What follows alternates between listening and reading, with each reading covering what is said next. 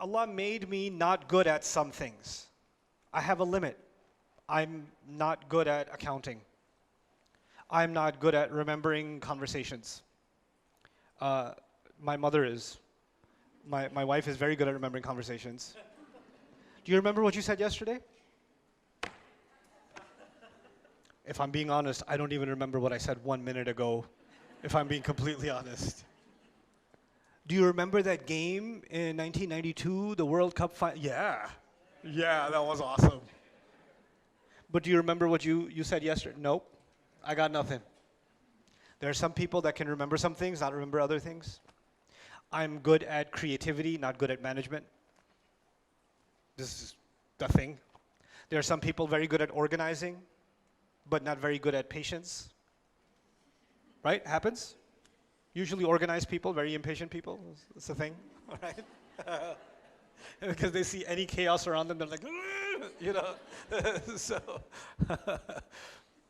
So here's the thing.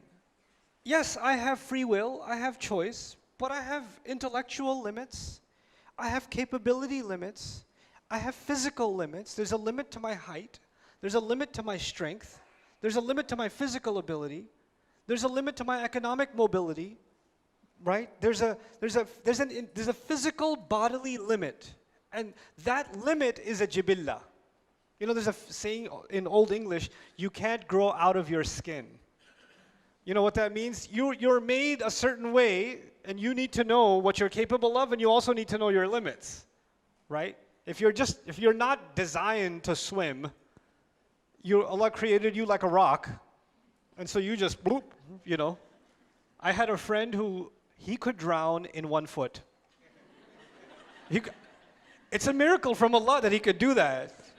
We went to this place, he went on the slide. It was a kid slide. It was a slide. You could stand up on it, your knees won't even be wet. And he's like, like what? Allah didn't make you for that, right? So there's the limit placed within our genetic makeup. There's siblings, some siblings super genius, super creative, super academic, and the other one super athlete, but don't ask him to study. Allah made 2 different jibillah, you understand? So there is this body that Allah gave us, and this mind, these genetics that Allah gave us that are all different for all of us. The path that Allah chose, that He says He guided you to a path. The path He made was unique to you. And the path He made for me was unique to me. Based on my jibillah, physically, and outside of my jibillah, my environment. This is what psychology tells us. Human personality is made up of 2 things. It's made up of your genetics and it's made up of your environment. That's what modern psychology basically tells you, right? And Quran is also talking about how within that environment, like the hadith says, everybody was born on fitrah, parents make them Jews, Christians, and that's environment, isn't it? Right? So your environment and your genetics, within that, Allah gave you a path. Now, a farmer who lives with his kids out on top of a mountain somewhere, and he has to choose the right path. His right path is a different one. And the manager of a multi-million-dollar organization, he's a VP or something like that, his jibillah and his path is a different one. The choices he has to make or she has to make are different ones, you understand? And so each one of them was given the right directive to come back to Allah to do the right thing, and it was put inside of them. This is the jibillah from the body point of view.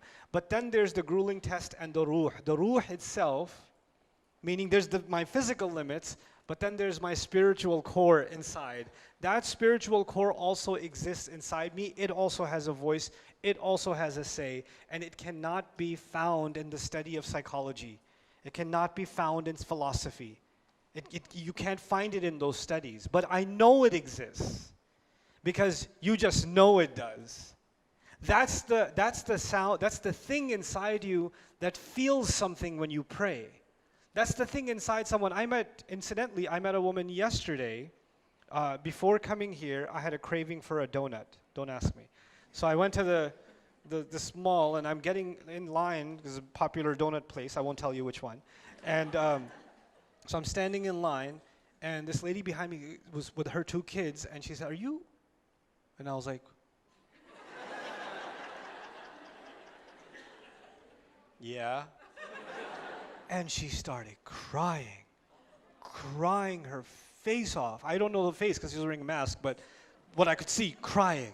And she had these two little kids, and she goes, I'm actually Buddhist, and I've been looking for Allah, and I've been praying to Allah, and I just found your videos, and it's helped me go through so many difficult times, and every time I pray to Allah, I just know something in my heart is taking me back to it, and I'm listening to her like,